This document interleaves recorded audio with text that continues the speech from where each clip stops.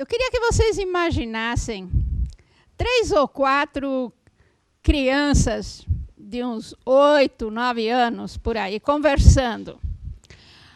Vocês acham assim possível que um deles diga: olha, quando eu crescer, eu quero ser drogado, eu quero roubar para comprar droga. O outro diz: não, eu vou preferir ser alcoólatra.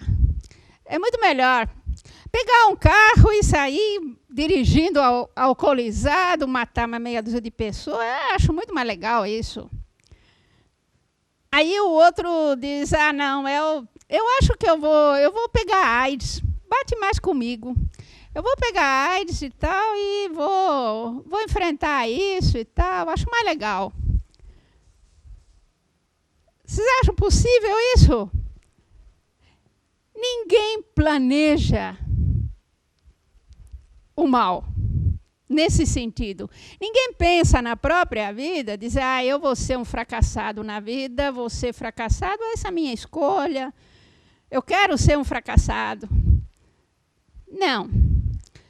Ninguém quer isso, ninguém planeja isso. Por que acontece, então? Por que há jovens que chegam a ser drogados, jovens que se alcoolizam, jovens que não fazem nada na vida e não conseguem um futuro? Por que acontece isso? A gente fica se perguntando: por que do mal? Como é que acontece o mal? Como é que chega? Ninguém queria isso, ninguém pensava nisso. Como é que aconteceu? A ciência cristã, ela tem uma abordagem para isso que é muito específica e esclarecedora. A ciência cristã foi descoberta por Mary Baker Eddy.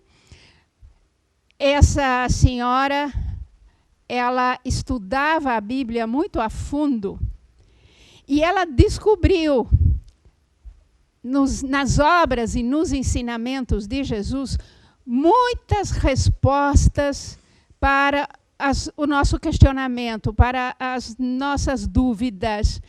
Ela percebeu que Jesus tinha ensinado muita coisa que nós não estávamos praticando, que o cristianismo em geral não estava praticando. E ela fundou, então, o movimento da ciência cristã, uma maneira científica, metódica, lógica de estudar a Bíblia, estudar os ensinamentos de Jesus. Com isso, ela escreveu o livro Ciência e Saúde. E quanto a essa questão, ela escreveu em Ciência e Saúde: a ciência cristã vai ao fundo da ação mental. A ação mental. Jesus tinha alertado que o mal começa no nosso pensamento. No Sermão do Monte, ele havia dito isso. Se vocês forem ler o Sermão do Monte, vocês vão ver como Jesus havia alertado para a ação mental.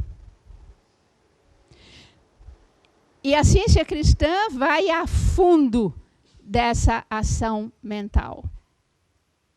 É ali que começa o mal. Não começa de nenhum poder lá fora que pega a gente de surpresa e que arrebata a gente. Não tem nenhuma entidade que obriga a gente a fazer o mal, a fazer besteira, a estragar a própria vida. Ela viu nos ensinamentos de Jesus essa advertência e foi a fundo nisso, da ação mental. O livro Ciência e Saúde explica exatamente a influência da ação mental em toda a nossa vida. Para mostrar que isso tem base em Jesus, quando Jesus estava no Horto das Oliveiras, na hora que ele foi preso, na hora que vieram prendê-lo, ele sabia o que estava acontecendo. E ele disse: aí vem o príncipe do mundo, e ele nada tem em mim. Como é que a gente pode entender isso? Em primeiro lugar, aí vem o príncipe do mundo. O príncipe não é o rei, mas o príncipe quer o trono. Ele aspira a ser o rei. Então, e ele estava se referindo ao mal porque era o que ia acontecer ali. Mas ele viu que não era o rei que estava vindo, era o príncipe. Não tinha o poder. Ele só era príncipe.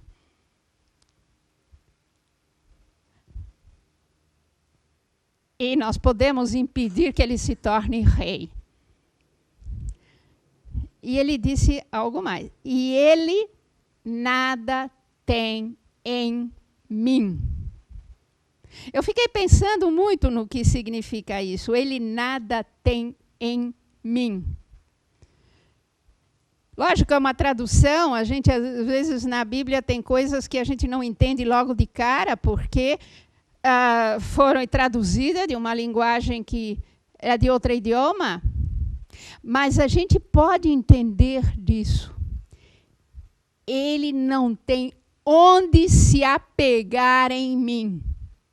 Ele não tem onde se enganchar em mim. Ele não tem onde se prender a mim. E aí que está justamente a nossa defesa, como nós podemos nos defender e impedir que o mal se enganche em nós. Não tendo nada em nós onde ele pode se enganchar. Então, falando mais em termos assim claros, trocando em miúdos, aonde que o mal se engancha em nós? Aquela ação mental. Nós vimos que é uma ação mental. São pensamentos. Não é nenhum poder por aí. São pensamentos. Aonde que esses pensamentos de mal se engancham em nós e influem na nossa vida? Se engancham nas nossas necessidades. Todos nós temos necessidade de amor. Não é? Todos nós queremos ser amados. Quando nós não somos amados, quando nós não nos sentimos amados, quando nós pensamos, eu não sou amado, é ali que o pensamento do mal se engancha. Porque aí nós fazemos qualquer coisa para sermos amados, para agradar os outros, fazemos a vontade dos outros para ver se os outros nos amam. E aí a gente faz coisa que depois se arrepende, na ilusão de que fazendo aquilo nós somos amados. O pensamento, eu não tenho amor, é onde se engancha o mal. Jesus sabia que ele era amado por Deus. E ele amava. Então ele diz, o príncipe deste mundo não tem nada em mim. Outra necessidade que nós temos é a necessidade de ordem. Ordem. Se a nossa vida está confusa, se nós não sabemos para que lado ir, se tem uma porção de coisas na nossa vida que não estão em ordem, e que a gente então sente aquela sensação de que nada dá certo, porque não há ordem. Todo dia a gente tem que pensar, o que eu vou fazer agora? Será que eu faço isso? Será que eu faço aquilo? Esse estado mental é onde se engancha o mal. Por quê? Porque vem alguém que diz, faz isso, e a gente, bom, assim eu não preciso pensar. Eu faço o que ele manda. Ou vem alguém e diz, é isso que é bom, é isso que vai colocar a sua vida em ordem. Você vai atrás. É isso que é bom para a sua vida. Você vai atrás. Porque você tem a necessidade de ordem. Nós temos a necessidade de ordem. E buscamos a ordem. Mas essa ação mental que nos engana e diz, a ordem é essa. Você faz isso, a sua vida vai ficar em ordem.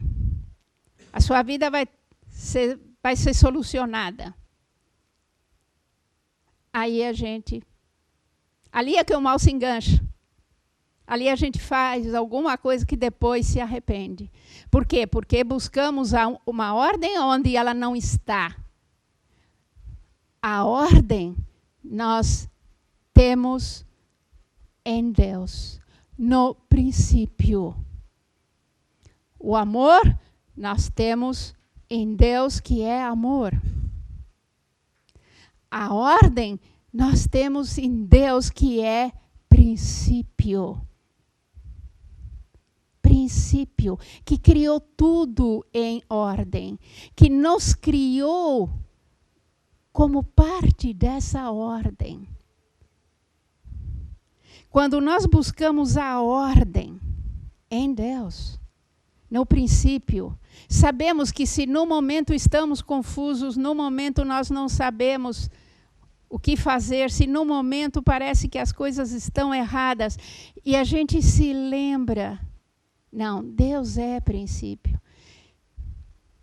Como princípio, Ele está colocando ordem na minha vida e eu posso ficar tranquilo, pensar, não ir atrás de qualquer promessa de ordem, que eu vou ter a inspiração sobre o que fazer. Aí não pode chegar qualquer pessoa e nos dizer para fazer isso ou aquilo, da qual depois a gente pode se arrepender. Jesus tinha essa certeza da ordem divina. Estava ali na maior confusão do horto, do Horto dos Oliveiras, aquela confusão de que ele ia ser preso. Mas ele disse, nada tem em mim, porque ele tinha aquela certeza interior da ordem do universo que Deus criou.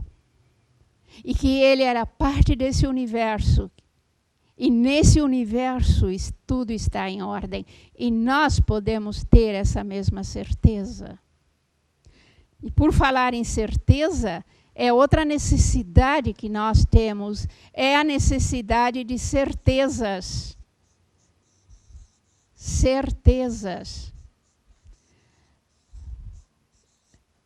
Nós temos a necessidade de saber, isso está certo, isso está errado. Isso é certo, isso é errado. Isso é bom, isso não é bom. Quando a gente não tem essa certeza, a gente é levado por todo o vento. Cada um que chega e diz isso é bom, aí a gente diz, bom, vai ver que é. Aí diz isso é mal, então a gente, tá bom, então isso é mal. É ali onde a ação mental ruim se engancha. Jesus tinha certezas. Jesus sabia o que era certo e o que era errado. E ele nos ensinou isso. Nós temos essa certeza no conhecimento que temos de Deus, como Jesus tinha. Jesus tinha certeza por quê? Porque ele conhecia o Pai. Ele conhecia a Deus. Nós conhecemos a Deus também. E a gente pode conhecê-lo mais e mais, entendê-lo, como é que ele é, quem ele é. A ciência cristã nos ajuda nisso. Com os sinônimos, com os 7 sinônimos, nós entendemos a natureza de Deus. E aí nós podemos ter a certeza, o que está de acordo com Deus é bom, é certo. O que não está de acordo com Deus não é bom, não é certo. Então nós podemos ter certezas. E daí o mal não engancha em nós.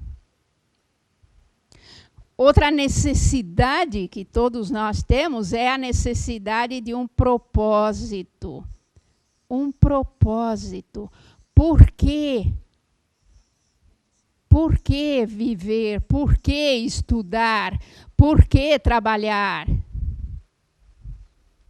Por que vir à igreja? Por que conhecer a Deus? Por que ajudar o próximo? Um propósito. Quando a gente não tem um propósito na vida, a gente está à mercê de qualquer ação mental que nos leva onde nós não queremos ir. Aqueles meninos do que eu falei no começo, de certo, não eram do jeito que eu falei. De certo, eles diziam de si para si que seriam alguém na vida. Que conseguiriam sucesso, que conseguiriam êxito.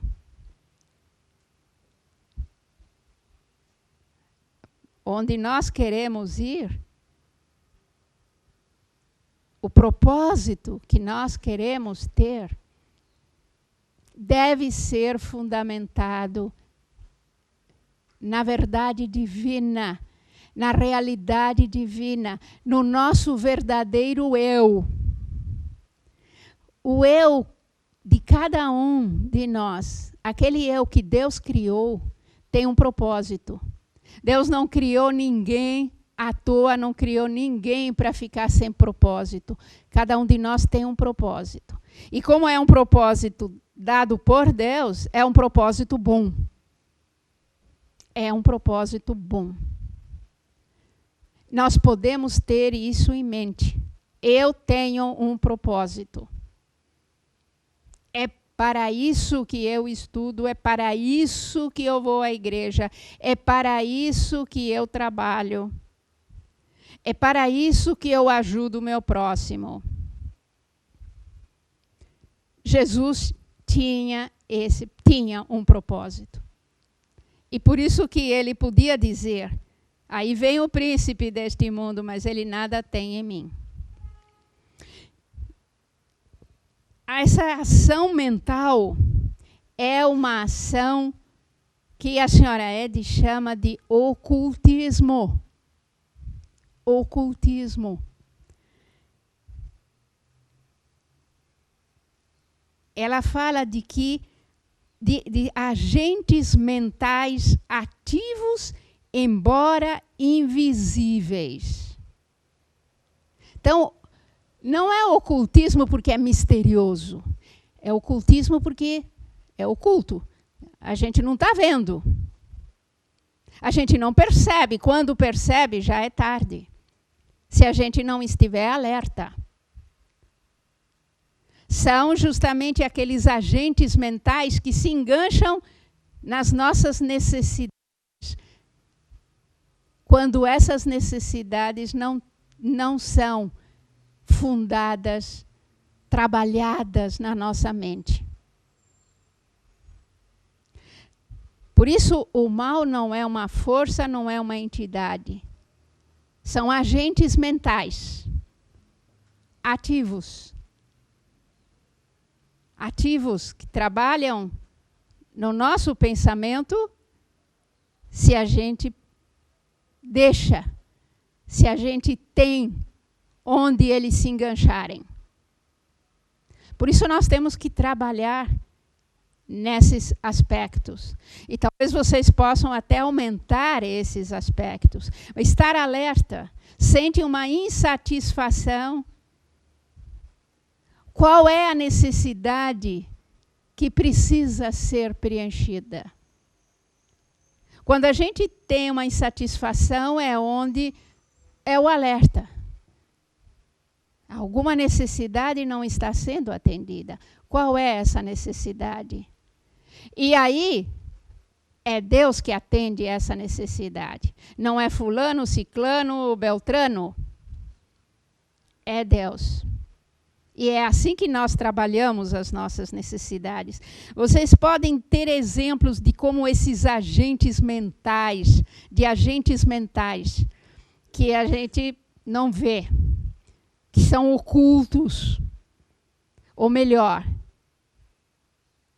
é o oculto, o mal que eles fazem, às vezes. Por exemplo, o pensamento de que você é feia. Vem a televisão e a propaganda dizendo, bonito é isso. Então, você não é isso, você é feia. Você é feia, você é fraquinha, especialmente para os rapazes, você é fraquinho, você não tem músculos. Por quê? Porque o bom é ter esses músculos. E aí, justamente, o jovem que quer ser amado, que precisa ter a certeza de que ele é bom, precisa ter um propósito na vida e acha que o propósito e que o amor vem de músculos. Vem da aparência física. O mesmo para as moças. Então, é ali onde se engancha o agente mental ativo. Outro exemplo desse ocultismo, desses agentes ocultos, né? A falta de tempo.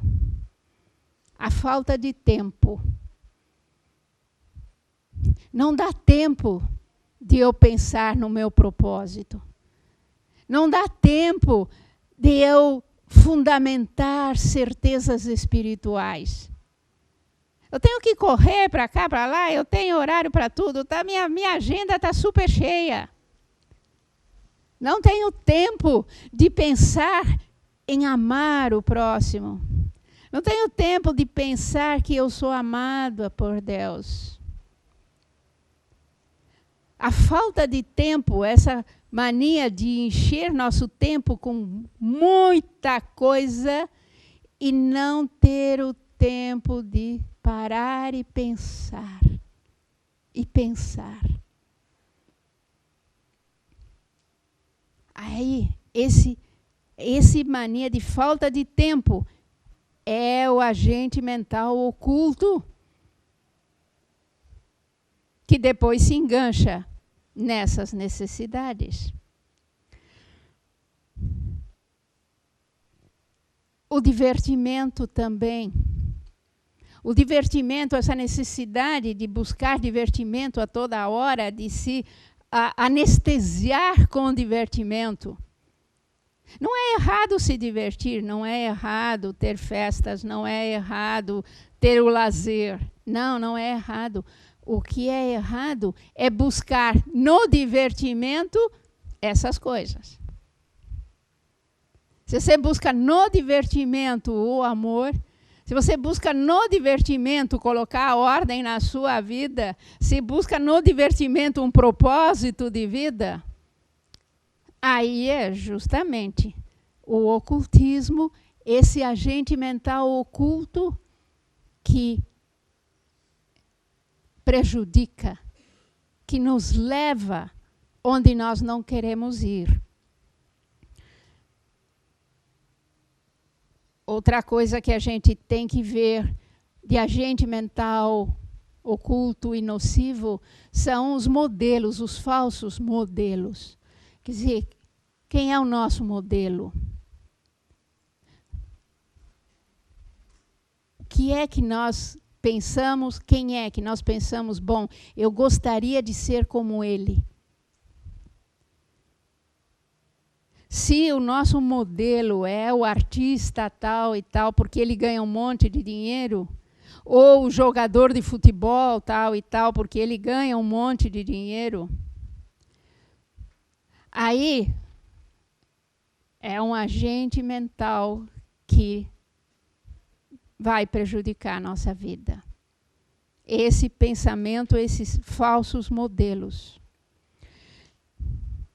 E por aí a gente poderia falar muito, mas eu acho que vocês têm condições de ir pensando e descobrindo mais agentes mentais ativos. E a senhora Ed dá essa profecia, digamos, ou essa advertência, o progresso da mente e da investigação honesta fará chegar a hora em que os homens prenderão com cadeias de alguma espécie o crescente ocultismo desta época. Esse crescente ocultismo não é algo misterioso, não é uma força misteriosa. São esses pensamentos que nos bombardeiam na televisão, na internet, na imprensa, na escola, nos colegas, que dizem, é aí que tem a certeza, aí é que tem a ordem, aí é que tem o propósito. É o crescente ocultismo desta época. E a gente vê que é crescente porque os meios de comunicação se desenvolveram muito e trazem muita influência mental, a ação mental negativa. E ela diz a apatia atual relativa a isso, porque existe uma apatia, a gente não está alerta para isso.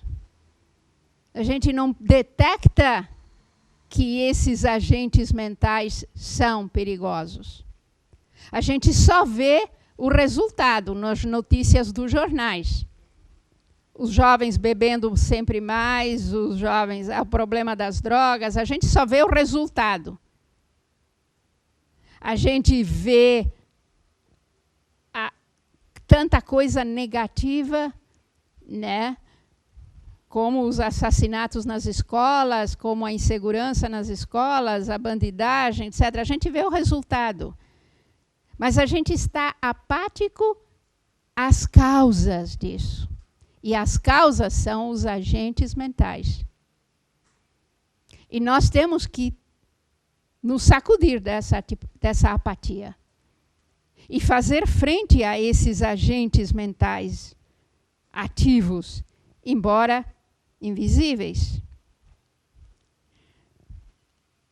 E essa apatia, quando é sacudida, ela pode chegar a uma tendência mortal extrema. A indignação humana.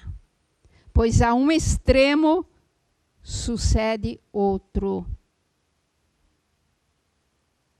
A um extremo sucede outro. Um extremo, aqui estamos chegando dessa influência mental negativa. Se nós não pararmos na nossa consciência isso, pode chegar a um extremo na nossa vida. E nós não queremos isso de jeito nenhum. Mas nós temos como parar. Nós temos como sacudir essa apatia, estarmos alertas, lembrarmos que a nossa verdadeira identidade é o Cristo, o homem que Deus criou. E esse Cristo tem o amor e ama. Esse Cristo gosta, ama a ordem e pratica a ordem. E sente a ordem na própria vida. Esse Cristo tem certezas, porque tem essa ligação inquebrantável com Deus. Por isso tem certezas. Esse Cristo em nós tem um propósito. Então, o Cristo, essa nossa verdadeira identidade, é que detém esses agentes mentais. E aí nós não vamos chegar a nenhum ponto em que a gente se arrepende, em que a gente tenha que se arrepender, em que a gente tenha que pensar, puxa, eu não queria chegar nisso. Porque aí a única influência sobre nós vai ser a influência de Deus, de mais ninguém. Deus, a única influência na nossa vida, porque Deus é a única influência sobre o Cristo. E Deus atende a todas as necessidades humanas.